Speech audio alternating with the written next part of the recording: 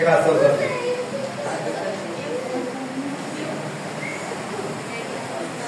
Irmãos, a palavra que Deus colocou no meu coração é uma palavra que é muito pregada aqui. É muito pregada nas igrejas. Mas entendam uma coisa: a gente não escolhe a palavra que vai pregar. O Espírito Santo nos dirige para aquilo que Ele quer falar nessa hora. Amém? E a palavra do Senhor, ela se renova a cada dia, né? Eu creio. Abra a vossa Bíblia no ministério, no Evangelho segundo escreveu o apóstolo João, no capítulo de número 4.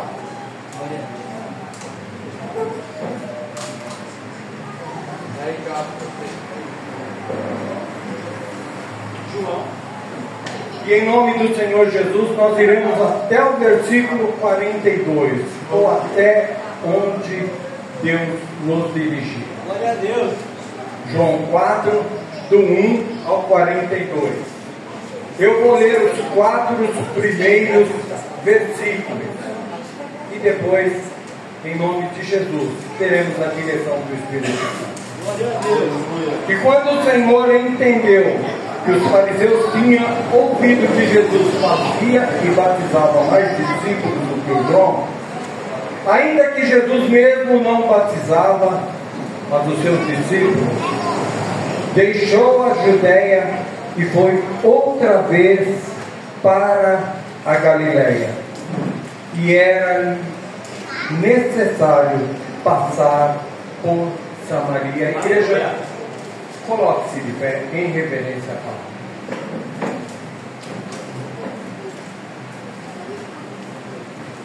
Pai amado, Pai querido, a palavra é do Senhor. Eu peço a Ti que o Senhor use esse vaso de barro com autoridade, com conhecimento da Tua palavra. Ministra aos nossos corações a Tua vontade nessa noite. Essa palavra, Pai, que é riquíssima, e que em nome do Senhor Jesus, todos que a ouvirem vão entender o Teu propósito nessa noite. E em nome do Senhor Jesus, nos conduza. Toma a minha boca, toma a minha mente. Usa-me, Pai, para a honra e glória do Teu nome. Aplaudam ao Senhor.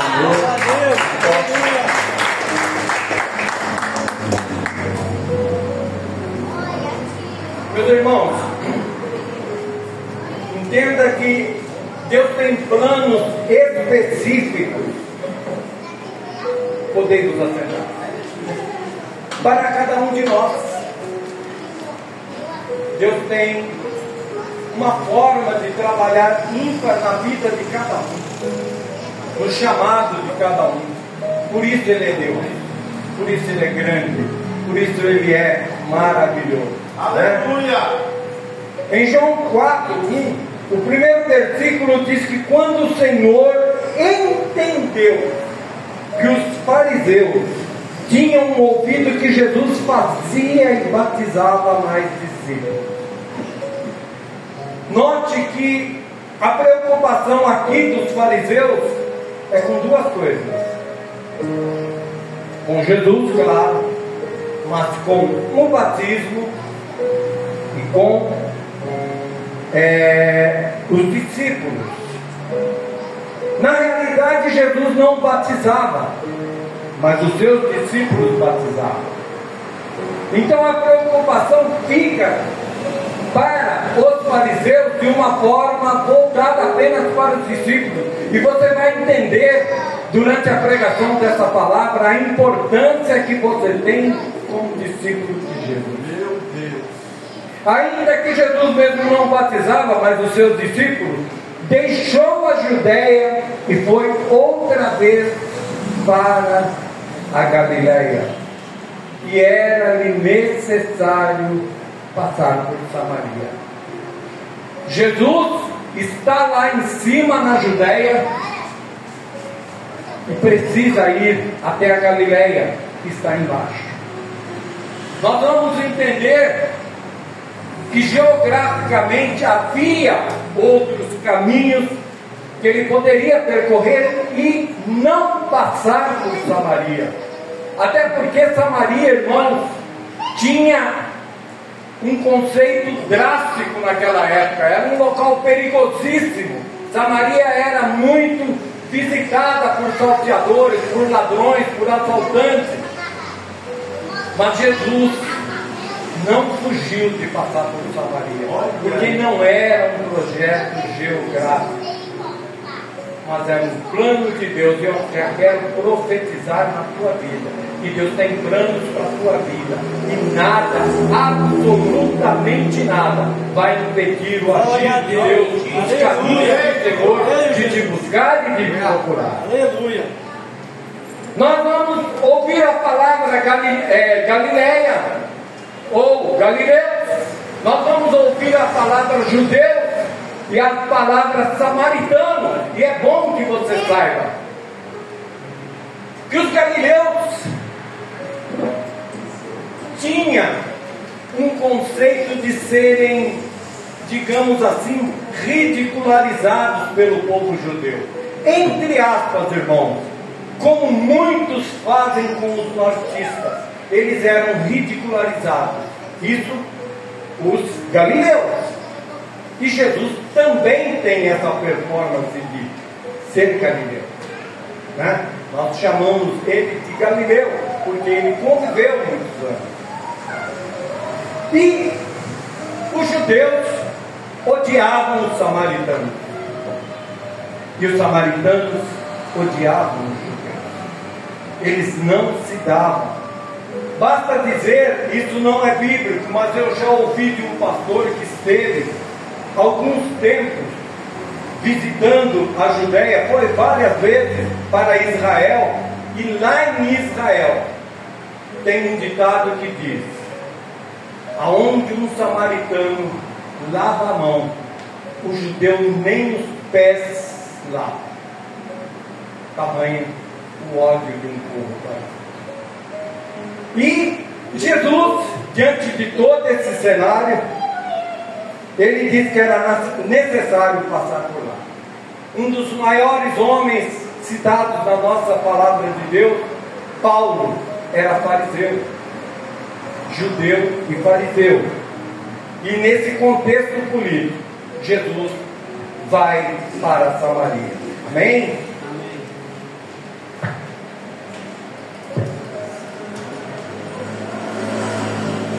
Por que será que os fariseus estavam preocupados com os discípulos de Jesus? Na época de Jesus, nos dias de Jesus, havia muitas escolas que ensinavam aos alunos. Essas escolas, esses professores eram homens de uma certa cultura, normalmente fariseus. E as pessoas buscavam, esses discípulos buscavam esses mestres para entrarem em suas escolas e aprenderem algo desses mestres.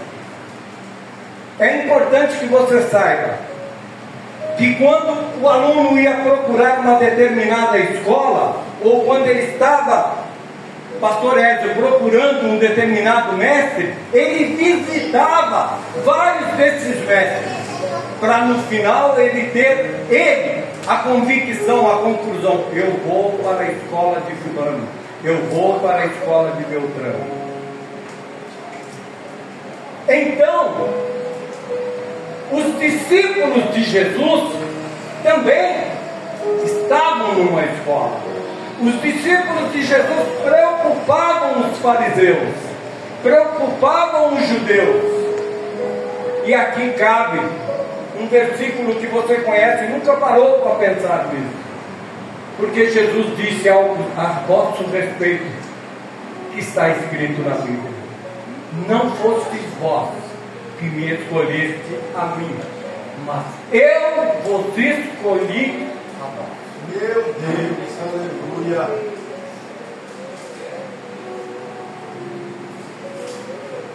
Os alunos buscavam, iam, frequentavam aulas de seus mestres por algum tempo para decidirem qual deles seguir. E Jesus diz: aí no mundo vocês escolhem a quem seguir. Mas Jesus diz essa palavra que eu acabei de citar, que está em João 15, 16 e 17. no modelo didático de Jesus, ele não está preocupado em nos agradar como discípulo. Então, o método de Jesus é realmente totalmente diferente do método humano. Nesse cenário, quando Jesus via que os fariseus estavam preocupados com seus discípulos, havia uma possibilidade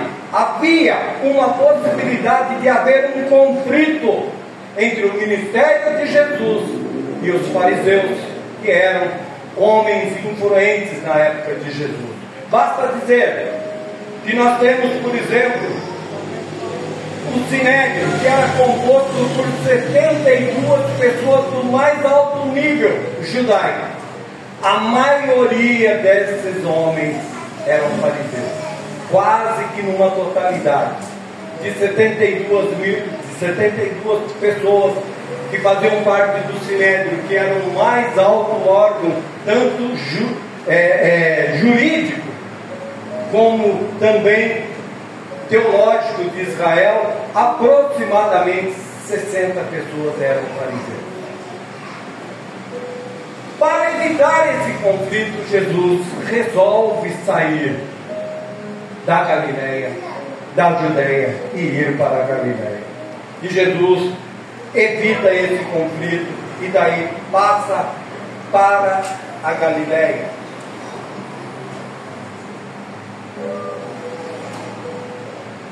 Os ensinamentos preocupavam os fariseus.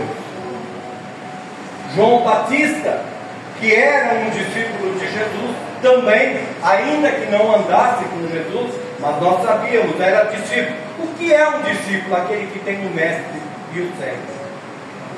Para os fariseus, João Batista já era, entre aspas, uma carta fora do baralho. Já estava preso, já não incomodava tanto. Mas Jesus não. Jesus realmente ressurgia pregando o Evangelho, ensinando aqueles homens. E Jesus preocupava tanto que nós vemos no Sermão do Monte, quando uma multidão está descendo, e essa multidão mesmo fala: esse homem não é como os fariseus. Esse homem ensina de uma forma diferente. Aleluia. Nós entendemos tudo que ele ensina. Portanto, a preocupação dos fariseus fazia sentido, porque Jesus realmente era o centro da atenção. E nesse cenário, Jesus chega até Samaria. Nesse cenário, quando Jesus chega até o poço de Jacó, é bom que você entenda que Jesus chama seus discípulos e diz a eles: vamos comprar comida. Havia um plano. Eu quero profetizar na tua vida. Por mais que o inimigo tente nos tirar da presença de Deus, Deus tem um plano para cada um que aqui está. Meu Deus! Eu creio, meu irmão, minha irmã, que eles não serão infundados. No tempo do Senhor, tudo vai se concretizar. Amém, Jesus!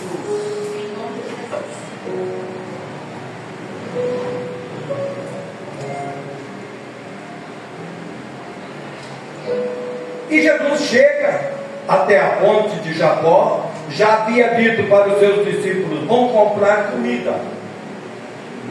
Nesse inteirinho, chega uma mulher para tirar água do poço. O capítulo de número 6. E estava Jesus ali, assentado. E estava Jesus ali, pois cansado do caminho, assentou-se junto à fonte. Isto era quase a hora sexta, meio-dia mais ou menos. Veio uma mulher de Samaria tirar água. Disse-lhe Jesus: dá-me de beber. Olha aí. E essa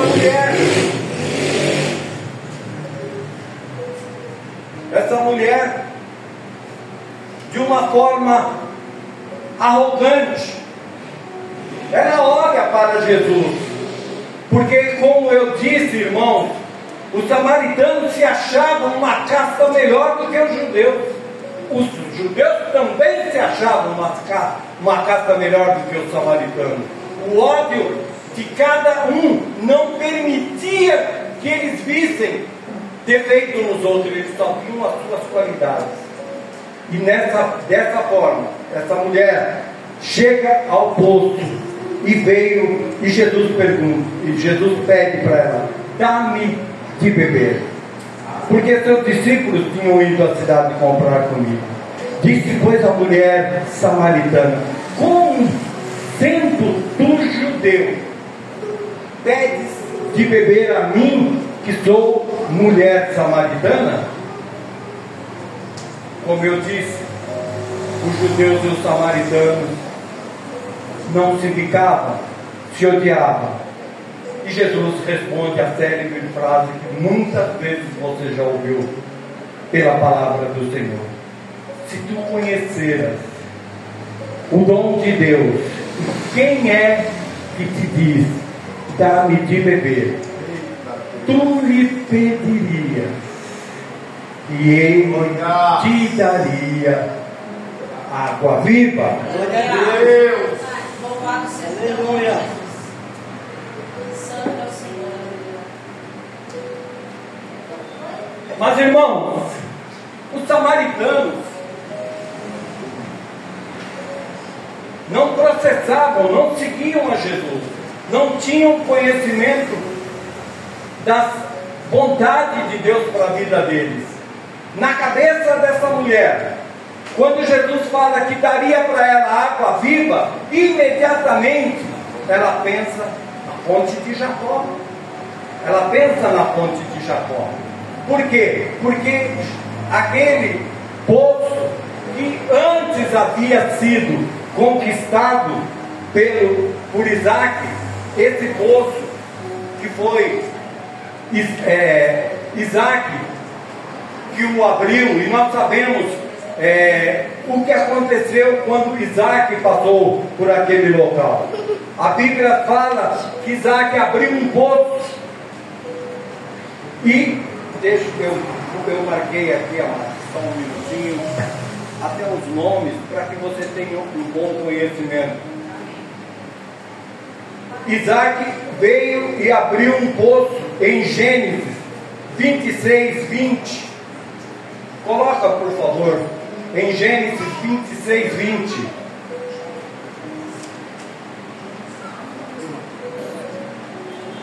E os pastores de Gerar porfiaram com os pastores de Isaac, dizendo: esta água é nossa.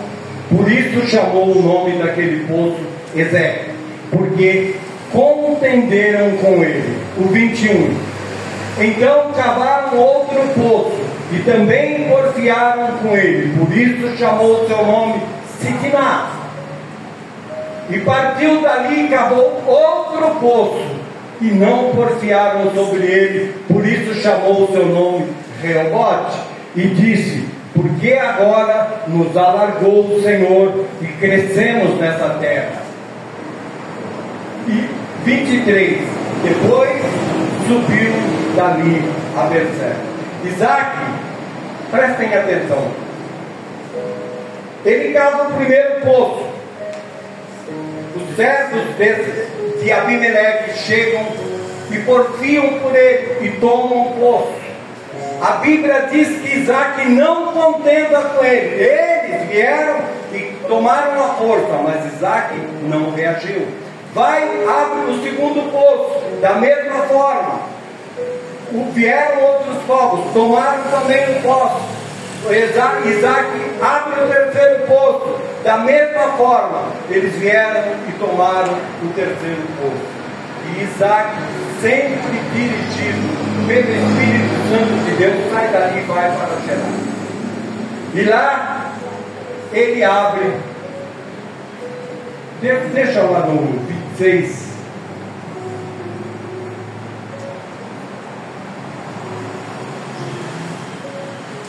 E ele sobe dali a Berseba. E quando ele chega em Berseba, a Bíblia nos relata que eles cavam outro poço. E os servos de Isaac voltam para ele e falam: mestre, não achamos nada. E todos os dias os servos de Isaac, irmãos, isso é espiritual, em nome do Senhor Jesus. Você vai sair daqui entendendo o propósito de Deus, porque essa palavra está sendo pregada. Glória a Deus. Isaac manda chamar então quem? Abimeleque, aquele que roubou o primeiro poço, aquele que contendeu com ele, que tomou e cavou e fez com que todos os poços dele fossem estragados. E Isaac manda chamar Abimeleque. E quando Abimeleque chega, a palavra de Deus diz que Isaac faz um banquete para Abimeleque. Ele convida Abimeleque e faz um banquete. Depois que ele chamou, banqueteou, ele dá presentes a Abimeleque. Depois que ele chamou, banqueteou, presenteou, ele abençoou Abimeleque. Depois que ele chamou, banqueteou, presenteou, abençoou, ele liberou Abimeleque. E aqui tem uma palavra de conhecimento para as nossas vidas. Exatamente o que Jesus fez por nós. Nos chamou. Exatamente como Ele nos presenteou. Mas peraí, nos banqueteou. Peraí, pastor, eu não entendo o banquete. Tudo que Jesus te ofereceu é um banquete. Porque banquete é aquilo que não temos condições de adquirir com as nossas próprias forças. Você é salvo pelo banquete de Jesus. Você é cuidado pelo banquete de Jesus. Você é guardado pelo banquete de Jesus. Você é salvo por todos esses banquetes. Glória a Deus. Abençoou, presenteou e liberou. Pastor, eu não entendo o porquê que o senhor está falando que Jesus me liberou. Você é livre para seguir. Você não é obrigado. Você está aqui nessa noite porque Jesus te chamou. Jesus te conduziu até aqui. Eu daria uma forte salva de palmas a ele.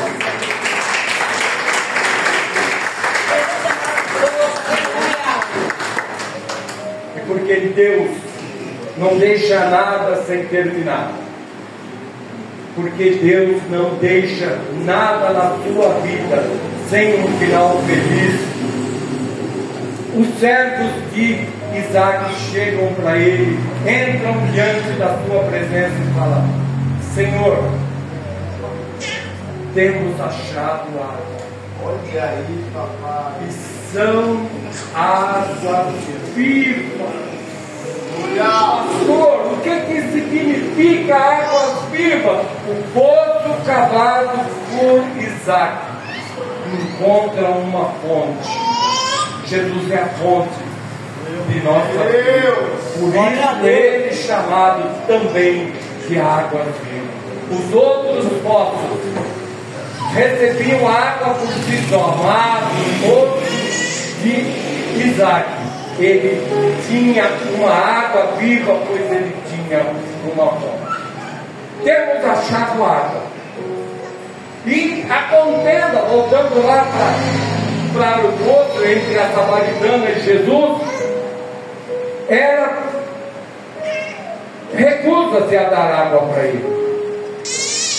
E Jesus respondeu: se tu conheceras o dom de Deus e quem te pede, tu lhe pedirias e ele te daria água viva. Disse a mulher: Senhor, tu não tens como atirar, e o poço é fundo. Onde tens água viva? És tu maior que nosso servo, que nosso pai Jacó, que nos deu o poço bebendo ele próprio? Ele, seus filhos e o seu gado? Jesus respondeu e disse: qualquer que beber dessa água tornará a ter sede. Mas aquele que beber da água que eu lhe der, nunca terá sede, Aleluia. porque a água que eu lhe der fará nele uma fonte que jogue para a vida eterna. Glória a Deus. Glórias a Deus. E então a mulher contenta com Jesus, continua. Disse-lhe a mulher: Senhor, dá-me dessa água, para que não venha mais aqui e não tenha que tirá-la. Essa mulher, alguns pregadores, eu já ouvi, alguém que esteja pregando a palavra de Deus, a tinha até como prostituta, pelo horário que ela ia tirar a água. Mas essa mulher não era uma mulher prostituta. Ainda que no diálogo entre Jesus e ela vai passar por 5 casamentos, e você vai entender por que ela tinha que passar por esses 5 casamentos. Dá-me de beber, porque eu não volte aqui à durante o dia para tirar. Era o pior sol, o sol de meio-dia, segundo se sabe, por volta de 50 graus. E essa mulher tinha que fazer isso. E ela pede água para não mais voltar ali. Dá-me água para que não tenha mais sede e venha aqui tirá-la. Disse-lhe Jesus: vai, chama teu marido e volta aqui. A mulher respondeu e disse: não tenho marido. Disse-lhe ele: bem disseste, não tenho marido, porque já tiveste 5, e o que está contigo não é teu marido. Jesus entra no particular daquela mulher. Eu quero dizer para você, meu irmão, que a pessoa que tem mais intimidade na sua vida, vivendo do seu lado, nunca vai conhecer você. Mas Jesus conhecia aquela mulher sem nunca tê-la visto. Isso quer dizer que não há nada, não pode haver em nossa vida, em nossa casa, em qualquer área da nossa vida, um compartimento onde Jesus seja impedido de entrar. Glória a Deus. E muitos de nós fazemos isso. Disseste bem, tiveste 5 maridos e viu que agora é teu. Não é teu. Não é. Jesus queria dizer para ela: vocês não são casados. Meu irmão, o divórcio hoje é caro, pois naquela época era mais caro ainda. Sabe por quê, irmã Maria? Quando um homem casava com uma mulher judia, essa mulher trazia um dote no seu casamento. E esse dote, o marido usufruía, pegava aquele dote e evidentemente trabalhava aquele dote e ganhava, lucrava com ele. Mas se ele se divorciasse dela, ele tinha que devolver, pastora, o dote. E não só devolver o dote, mas ele tinha que consultar o sinédrio e ver qual foi o lucro que esse homem teve durante esse tempo do matrimônio. E teria que devolver também. E essa mulher, chegou uma época da vida dela que ela falou: eu não vou me casar mais, porque eu me caso, mas o pessoal me dá carta de divórcio. Mas na época de Jesus, quando Jesus, nos ensinamentos dele, ele diz aos discípulos que havia também o homem que se separava da mulher por repúdio. Pastor, o que o senhor quer ensinar com isso? O repúdio era mais nojento, irmão, porque era uma forma hedionda do homem se separar de uma mulher. Porque na lei de um dos mestres da época, chamado Hilel, o homem podia se separar por esse motivo. Por esse motivo. Qual o motivo, pastor? De achar que a mulher não lhe agradava mais. Tipo, você está casado com uma mulher que tem olhos castanhos, e você vai até o sinédrio e diz: eu não quero ficar mais com ela, porque eu encontrei uma que tem olhos azuis. e a repudiava por esse motivo. Eu não gosto da pele dela, eu não gosto disso dela. Isso era repúdio, e por isso eles conseguiram divorciar. Então era um divórcio chamado de repúdio. E Jesus bate de frente contra isso, e ele continua falando com a mulher: vai e chama teu marido. E ela diz para ele: porque tiveste 5, e o que agora tens não é teu. Isto disseste com verdade. A mulher disse-lhe: Senhor, vejo que és profeta. Ela muda de assunto. Era interessante para ela mudar de assunto, não tocar mais naquilo que a estava ferindo, que estava sendo desnudado, sendo descoberto na vida dela. Mas ela diz assim: Senhor, nossos pais adoram nesse monte, e vós dizeis que é em Jerusalém o lugar onde se deve adorar? E Jesus responde para ela: mulher, crê, a hora vem em que nem neste monte, nem em Jerusalém adorareis os pais. O Pai. Vós adorais o que não sabe, nós adoramos o que sabemos, porque a salvação vem dos judeus. Mas a hora vem, atente para essa palavra que está escrita, e agora é em que os verdadeiros adoradores adorarão o Pai em espírito e em verdade, porque o Pai procura a tais que assim o adoram. Palavra dura, irmãos. Palavra dura. Eu posso dizer para vocês: talvez Deus procure em mim um verdadeiro adorador. E essa palavra é para todos nós, porque nós não podemos pregar hipocrisia, dizer mentiras aqui no público do Senhor. Pastor, o senhor está lelé da culpa. Todos nós já adoramos essa noite. Nós viemos à casa do Senhor, é um tipo de adoração. Nós louvamos, e o Senhor está pregando também, é outro tipo de adoração.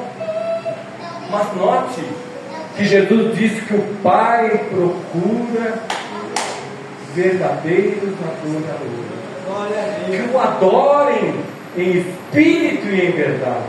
Pastor, o que seria adorar em espírito? A adoração em espírito é quando o Tiago, é quando o Romildo, é quando uma das nossas irmãs, quando alguém está, por exemplo, louvando aqui no púlpito, e esse adorador fala para a igreja: igreja, levantem as vossas mãos e adorem ao Senhor. Mas saindo do meio da igreja, que chorando vem até o púlpito e se coloca aqui deitado no chão, começa a chorar. Jesus, Deus vai reconhecer que esse está adorando em espírito. Pastor, eu não entendi, eu vou ser mais explícito. Deus está falando que não é a forma como você o adora, mas é o coração, é uma adoração que sai de dentro. Você não está preocupado se a igreja está de pé e você está sentado. Você não está preocupado se a igreja não quer levantar, mas você se levanta. Você não está preocupado com a maneira que o seu irmão, a sua irmã adore, mas você está preocupado em adorar a Deus. Glória a Deus. E em verdade, pastor, o que seria adorar a Deus em verdade? Esse é mais difícil, irmão. Porque adorar a Deus em verdade é quando eu ou você consegue limpar-se de toda a sujeira da nossa caminhada até Jesus. Eu vou explicar. quando Jesus morreu na cruz por você. Todos os seus pecados foram pagos. Meu Deus. Nenhuma célula ficou para que Satanás pudesse cobrar algo da sua vida. Mas quantas vezes, irmãozinha querida, não vem na nossa vida aquilo que eu fiz, aquele erro que eu cometi, aquela coisa que eu falei daquele homem, daquela mulher, da minha família, está pago, mas não sai da tua mente, está pago, mas o inimigo faz questão de toda hora te jogar na cara. Mas a palavra de Deus diz que você o está adorando em verdade, porque cada dia você tem se limpado mais, você tem se preocupado em caminhar melhor, você tem preocupado em ser a pessoa que Jesus diz que você é. Meu Deus!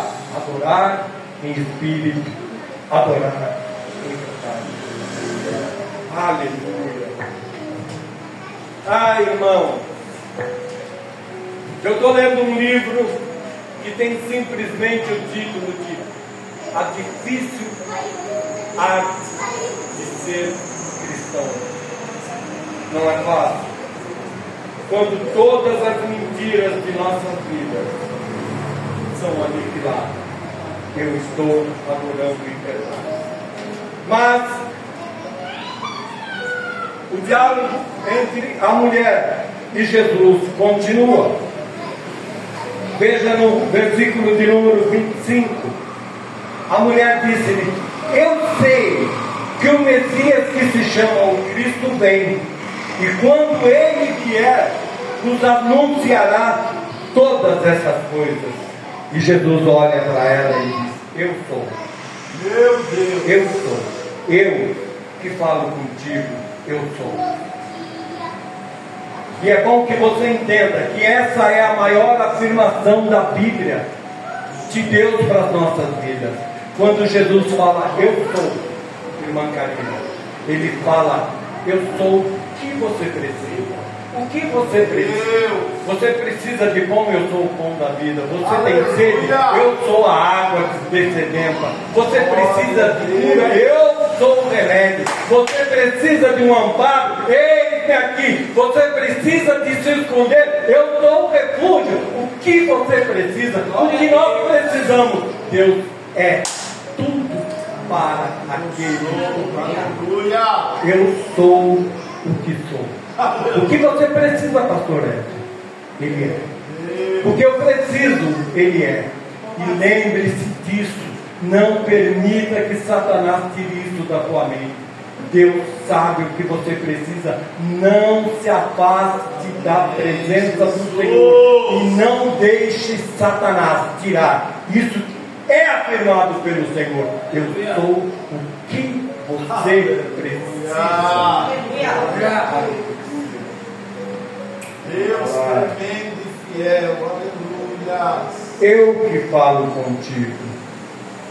E a mulher samaritana, no 27, diz: então vieram os seus discípulos e maravilharam-se de que estivesse falando com uma mulher. Todavia nenhum lhe disse: que perguntas ou por que falas com ela? Deixou, pois, a mulher o seu cântaro e foi à cidade e disse àqueles homens: vinde, vede um homem que disse tudo quanto eu tenho feito. Porventura não é este o Cristo? Saíram, pois, os da cidade e foram ter com ele. Mas os discípulos de Jesus haviam chegado e viram Jesus conversando com uma mulher. Eles se escandalizaram. Um homem não conversava com uma mulher na época de Jesus. Era contra a lei. Muito mais conversar, muito mais estar dialogando com uma samaritana. Para os discípulos, aquilo lá era o fim Para os discípulos aquilo era vergonhoso, eles não entendiam porque o mestre estava conversando com uma samaritana. Mas eles tinham um handicap, eles tinham uma desculpa. Senhor, nós trouxemos comida, vem comer algo. Mas Jesus olha para os seus discípulos e responde uma palavra que é para mim e para você nessa noite. Eu tenho uma comida melhor. E qual é essa comida? Fazer a vontade de meu Pai. Porém ele lhe disse: uma comida tenho para comer que vós não conheceis. Então os discípulos diziam uns aos outros: trouxe-lhe porventura alguém de comer? Jesus lhe disse: a minha comida é fazer a vontade daquele que me enviou a realizar a sua obra. Meu Deus! Não dizeis vós que há 4 meses até que venha a ceifa? Eis que eu vos digo: levantai os vossos olhos e vede as terras, já estão brancas para a ceifa. Essa palavra é para mim e para você, porque se nós olharmos do outro lado, nós vamos ver exatamente esse cenário. Há muitas pessoas precisando de uma palavra de Jesus. A ceifa, a colheita já está diante dos nossos olhos. Basta que nós levantemos os olhos e façamos a vontade de Deus. Entretanto, não dizeis vós que há 4 meses para que venha a ceifa? Eis que eu vos digo: levantai os vossos olhos e vede as terras, já estão brancas para a ceifa. E o que ceifa recebe galardão e ajunta fruto para a vida eterna, para que assim que o que semeia como o que ceifa, ambos se regozijem. Porque nisso é verdadeiro ditado: um é o que semeia e outro o que ceifa. Eu vos enviei a ceifar onde vós não trabalhaste, outros trabalharam, e vós entraste no seu trabalho. E muitos dos samaritanos daquela cidade creram nele pela palavra da mulher que testificou: disse-me tudo quanto tenho feito. Indo pois ter ele com os samaritanos, rogaram-lhe que ficasse com eles, e ficou ali 2 dias. E muitos mais creram nele por causa da sua palavra. E aí eles se voltam para a mulher e dizem algo que é sensacional. Pastor Ed, Jesus olha para a mulher e fala: os homens que vieram ter com ela olham para ela e falam: já não é pelo que você fala, mas é pelo aquilo que nós temos visto verdadeiramente. Esse é o Cristo, verdadeiramente. Esse é o Salvador, verdadeiramente. A salvação chegou. Eu termino com uma palavra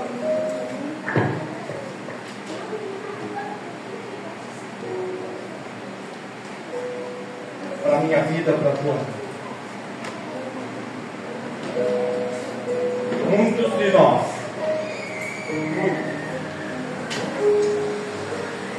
falamos que cremos e não cremos. Pastor, não entendo. Crer é viver aquilo que está escrito. Se Jesus diz para você: eu sou o pão da vida, é porque Ele te sustenta. Amém. Se Jesus diz: olha para mim e serei sarado, Ele pode te curar. Se Jesus diz para você que você deve fazer algo pela palavra dele, creia e tão somente não desvie nem para a esquerda nem para a direita, mas faça aquilo, segundo a palavra de Deus, vai se realizar na tua vida. Temos ouvido e sabemos que este é verdadeiramente o Cristo, o Salvador do mundo. Aplaudam a palavra do Senhor.